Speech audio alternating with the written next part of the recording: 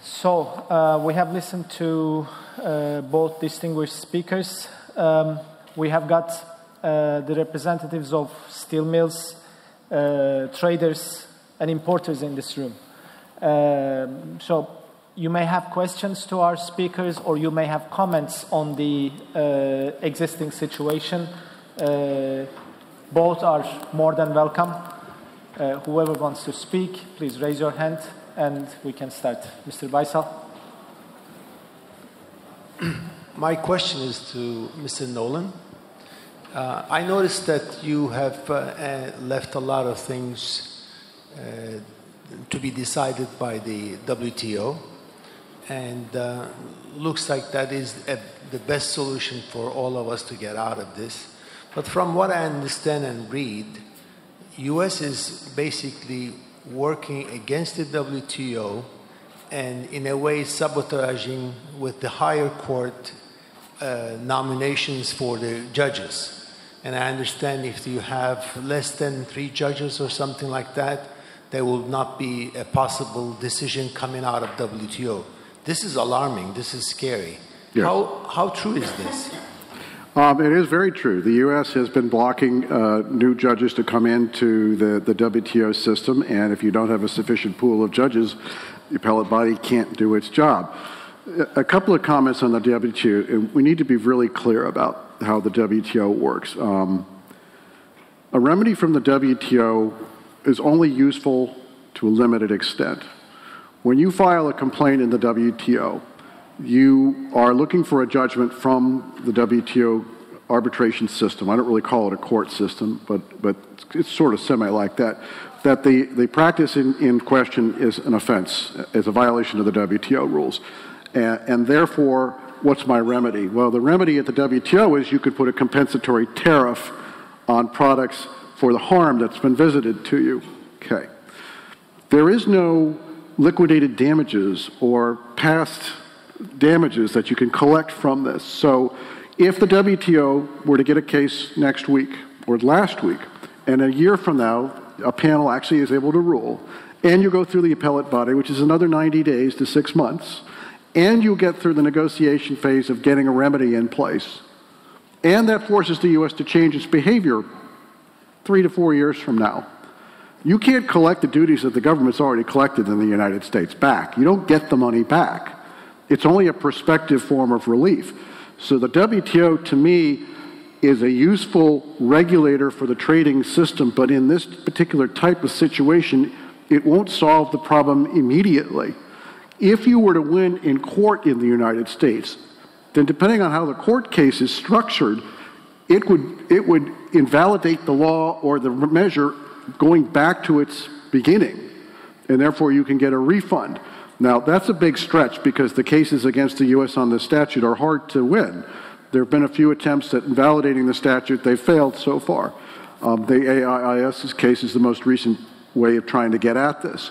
It's not the only one. There are going to be other cases coming. But don't kid yourself, the WTO isn't going to solve this problem, to me. I actually think by the time the WTO got around to actually solving it or giving a measure or a judgment, that the tariffs will probably be gone by then because it'll be past its useful life. Okay. Mr. Dalbeler.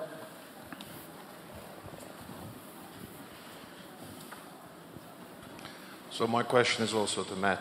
I mean, as Turkey being an ally of U.S. and part of the NATO since 1950 and having fought shoulder to shoulder with them in Korea, in Afghanistan, and Somalia, now being considered as even a bigger threat of the national security, U.S., compared to Russia, China, even North Korea, the little rocket man who is his buddy right now. So it's quite interesting. I mean, when I read the proclamation, none of the reasons that you've explained has basis. I mean, he says Turkey is increasing its export, which is untrue. Among the 12 countries, that's the most, the biggest percentage drop that Turkey have shown. And at the beginning, the Department of Commerce have suggested 3 proposals, none of which that Trump has followed. He just made his own mind and came up with a different outcome. So after all this, what do you suggest for Turkey? What sort of a path that we should follow to challenges, base this, to my opinion, decision? Yeah. So yes, for starters, President Trump does whatever he wants or thinks he wants. And he reacts to whatever stimulus has created his interest in a topic that day. And whether it's Fox and Friends that morning where somebody has gone off on Turkey because of the pastor, or whether Mike Pence, who's got a thing for that issue in his head, is causing it, or whether there's some other issue that's causing it, it's hard to divine sometimes. Our president goes and makes statements and takes actions without necessarily considering the consequences of those actions or the impact on our relations with other countries. Now, for Turkey, to me, the only game in town is to challenge this. You cannot sit back and let this happen, all right? I'm a lawyer, and I have a tendency to want to fight back with people when people take unfair advantage. And in this situation, to single Turkey out for 50% tariffs is fundamentally at odds with, I think, the very purpose of the statute. The statute speaks in terms of national security concerns. The spirit, the letter, the intent of Congress is a national security basis. So you have to have some nexus to a national security issue. You can formulate a national security nexus to say, we need a steel industry, right? Every country wants a steel industry. You want to feed your people, you want to make steel in your country. So he's got some basis for saying, writ large, we need to protect the steel industry. What he doesn't have justification for is taking an action and singling out a specific country which cannot, will not, and will never be able to satisfy the concern for national security purposes that he has espoused. You could stop all trade with Turkey and you are not going to come anywhere close to the capacity utilization numbers he wants. You can there's just no way to get there numerically. I mean, Turkey's never been that big piece of the U.S. market. And so to me, the question is with 232 is the president has a lot of discretionary authority given him under the law. But there are parameters that he has to follow. There are rules. And at some point, he's crossing over that line which says you can't go that far. I actually think he's gone that far when he put the 50% tariffs on Turkey. I don't think he can do what he's done. Now, I'd like to add something as well. I mean, the first trade case that I faced was back in '89. But up until like 2 or 3 years ago, I always felt that we've been treated fairly, especially in the U.S. But now, where we reached, that things looks quite different. And I guess it's even getting bigger and bigger as far as the danger is concerned regarding the international trade. What's right now we are facing in Canada is something also we've never really experienced before. They came up with a retroactive duty for the sales that we have done about a year ago. Everything was cleared, even the material wasn't existent anymore. Now, this is encouraging all the other countries coming up with no reason but just to protect their domestic industry, which to my opinion is a big danger also for the industries all around the world. The Mexicans, the Moroccans, Thai, even Turkey. We all need imports, that's for sure. I mean, we here are representing exporting countries, exporting producers, but in return, for the sake of our industry, we need imports because we don't produce everything. So you sell some, you buy some. But the way that the world goes, I believe we will be having difficulty to talk about international trade, fair trade. So I believe we all have to stood up and do something, whatever needs to be done on our behalf. Thank you. Thank you very much. Mr. Vassal. On the 50% case for Turkey, I do agree with you that Turkey should protest and file a case. But U.S. already knows that this is not going to go too long. So by the time the case is still negotiated, you will see that 50% will go away. I think it's a temporary thing. I don't think it's a permanent thing. I guess the way I look at it is it becomes partially a question of leverage with the United States. If they don't feel a pushback, then the pressure cooker isn't cooking fast enough, right? The more pressure you put on the system, the quicker it's going to have to change. It's going to have to take those tariffs off. And a case against the United States, there's a way to accelerate those to a certain extent. The idea is, you know, in the best world, you get a decision right away that says that the tariffs are illegal, they should be taking them off of Turkey. That's not likely to happen.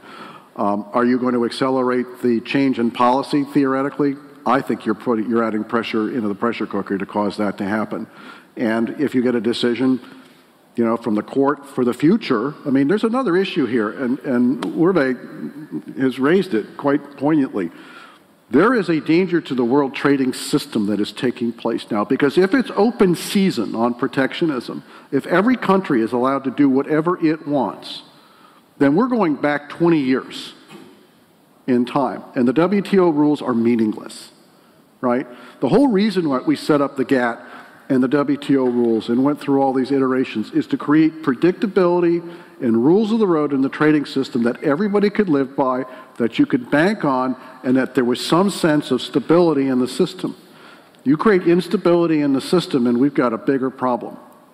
And I think fighting to maintain rules in the system is really important here.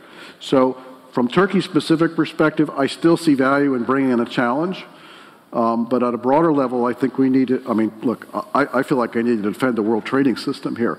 Our country is in the vanguard of potentially violating or getting out of the WTO. I think it would be a horrible mistake for our country to do that, and for the impact it has in the rest of the system. Bringing case obviously makes sense, and obviously the U.S. already knows that they can't win that one, but I think the solution will be a political one, and it probably will be resolved much earlier than that. We can only hope. Thank you. Can we have the microphone for Mr. Setterdahl?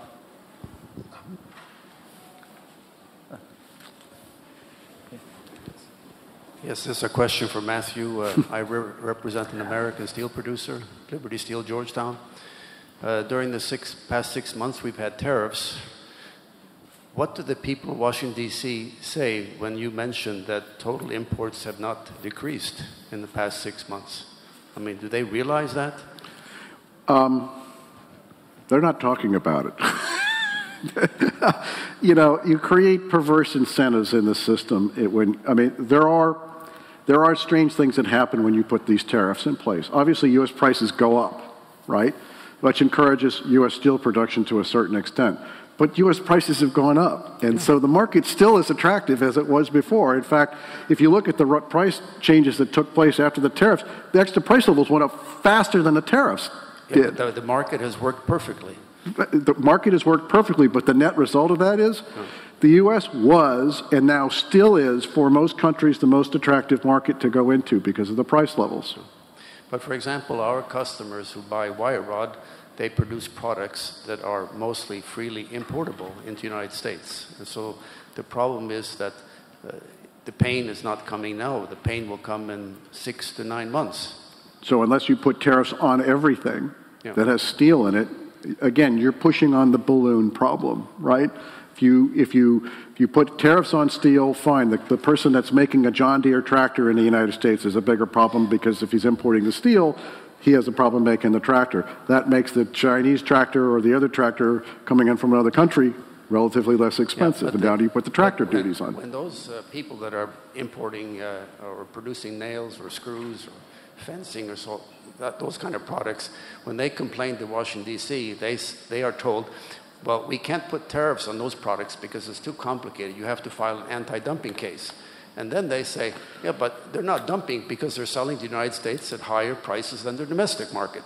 So how can we file a dumping case? Yep. So there are, you know, like everything else, there's winners and losers whenever you take a trade action, and they've picked their champions. The baseline steel manufacturers are the winners here in the United States. The further downstream manufacturers are the losers in the equation right now. You know, I have some sympathy for the U.S. steel industry and needing to modernize and having issues, because the world trading market is at a different level than the U.S. mills have been. You can argue about complacency, about not making enough investment in the U.S. industry on the U.S. steel mill side, whatever it is. I would have been in much more favor if they had engaged in something that would encourage new steel production and new investment in steel industry. So special tax incentives. You know, it's not like we sell a lot of steel on the world stage right now. If you look at U.S. steel exports, they're pretty minimal. But the U.S. could have done something a lot different than what it did. the proper incentives to invest in new capacity in the United States could have been put in place. I would think this would be far more effective than what we've done, which is to create all these perverse adverse effects that are, reverberating in the market, which again takes me back to the pressure cooker problem. If you put special incentives to help U.S. mills build new capacity, that just affects the U.S. mills building new capacity. You put tariffs on, you create this pressure cooker effect because everybody's been adversely affected. Well, our speaker from the Turkish university today, he said that you should solve the problems during sunny times. You shouldn't solve the problems in rainy times. Yeah. And the rainy times are coming. Yeah. True. Yes. I mean, there's another point that I want to raise. Today, the ton of steel are being sold in the U.S. more or less like $400 to $500 more than what it's sold in the rest of the world. So if you assume that the consumption is around 100 million tons, so that makes more or less like $40 to $50 billion. Almost like 30 million tons are being imported, so we can say about 10 to $15 billion are being collected as a tariff, but the remaining, that 30 to $40 billion, where is it going? Who is getting it? It goes directly to the steel industry and few mills. That means few people. I think the American people really have to go and investigate this issue. And I have another question to Mr. van der Velden. What is your expectation about the outcome of the safeguard investigation that I have raised to Jose Angel Rey? If I look at the base of this investigation also, has a sort of a loose ground because they claim that there was a steep increase on the imports with only comparing 2013 to 2017. Never looked at the history in between.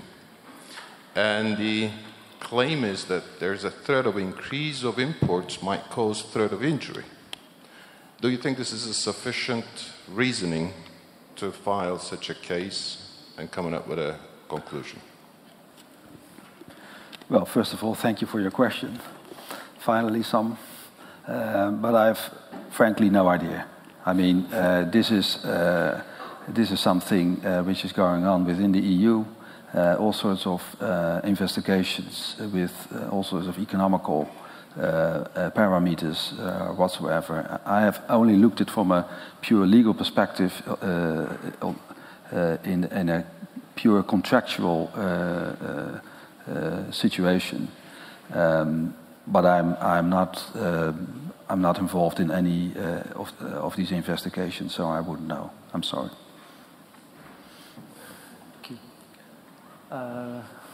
We have a question right over there. Yes, please. Thank you very much, and thank you for both your speeches. Question to either of you. Just looking at the US imports of rebar and the tracking that they do on a monthly basis for that, we can see that there's been over 19,000 tons imported in September from Turkey. And that is despite this double tariff being in place. What do you understand of this? I mean, are people still willing to import Turkish rebar with this 50% duty, or is this material which was on the way already and they've been forced to pay the duty because it's come in after the doubling of the tariff took place? Yeah, I think most of that stuff was on the water already, or was about to be loaded on a ship, and you couldn't turn it around. There was contractual commitments made; they have to be met. You get stuck. I mean, this is what happens when you get caught in the vice of a 232 or a 201. And we were just talking about it. I mean, the stuff is on the water. What do? Force majeure doesn't really work in that situation. During the first round of the 232s for material coming into the U.S., everybody was calling me saying, "We want to do force majeure. We want to do force majeure." You can't do force majeure. It just won't work. Go talk to your customer, work it out. And most of the time they worked out an accommodation for that first round. That's about the only thing you can do, from my perspective. Well, I have some good news here. There's a difference between the anti-dumping measure and the EU safeguard and rebalancing measure. The anti-dumping measure could indeed become in force immediately, even when the goods are in the ship and sailing to the importer. The EU, however, has included a provision to avoid these situations. if indeed a shipment is underway and the ship is not able to deviate from its course, the tariff will not be due on that shipment which is already sailing. And there's a big difference with the anti-dumping measure, which have, well, as I said, can come into place immediately, even when the ship is sailing and on the way. Thanks for your responses. And just on the European measures as well, some people are fearful that there could be some sort of retroactive duty, either in February when it's looked at again or thereafter, whether the tariff comes into play or not, the 25% tariff. Do you think there's any appetite within the European Commission to hit people with retroactive duties in these measures? Well, I'm sorry, I have no idea what's going on within the EU Commission. I'm sitting here as a lawyer working in an international trade practice, but I have no information, or I'm not involved in any way in talks or let alone predict anything deviating from the measures which are in place right now. Sorry about that. And do you think it would be possible, though, for those retroactive duties to be imposed in this situation, or do you think it's out of the question? Well, what I see in these measures is, it is reacting on an action from the other. So, that's the quote I used from Ms. Malmström. She says, well, needless to say, if the US removes its tariffs, our measures will also be removed. So, as President Trump would say, well, let's see what happens. Yeah. Thank you. We get a lot of that. You can say that on anything. Legal experience and knowledge does not have anything does not have any strength over politics, I suppose. Okay. Other questions? Any other questions? Yes, please. My question is to Mr. Nolan. You briefly mentioned about NAFTA negotiations, but do you think that there will be a three-sided trade agreement between Canada, Mexico, and the United States? And will Mexico and Canada be totally excluded from the tariffs?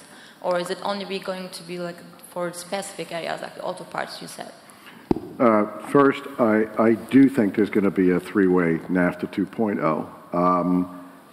Based on the latest intel that I've gotten from Washington before I came over here, it sounds like Canada has come to the table with some proposals that are pretty close to where we need to get to on things like dairy and, more importantly, the sunset provisions. The Trump administration really wanted to have the ability to say we want to get out of the deal during certain periods of time. Of course, that really degrades the value of the free trade agreement if every 5 years somebody can say, I'm going to get out, because people structure their logistics plans and chains along, how the agreement works.